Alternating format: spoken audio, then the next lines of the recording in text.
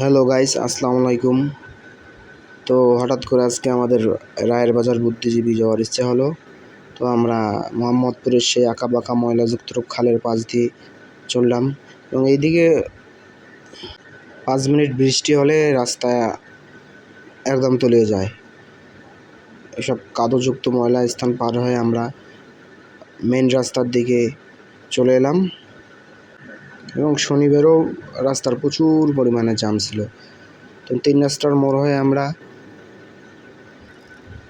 সোজা একদম রায়ের বাজারের বধ্যভূমিতে চলে এলাম।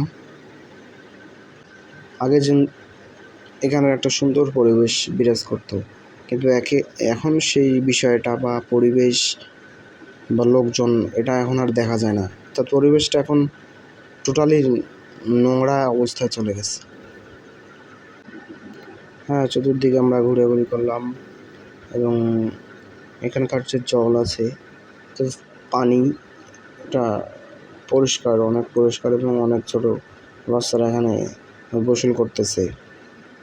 তো এগুলো দেখাশোনা শেষে আমরা রায়ের বাজারের যে কবরস্থান আছে সেখানে গেলাম এবং অনেক সারি সারি কবর, হাজার হাজার কবর। এখানে অনেক মানুষ শুয়ে আছে। আল্লাহ সকলকে বেহেশত নসিব করুক, এটাই কামনা করি।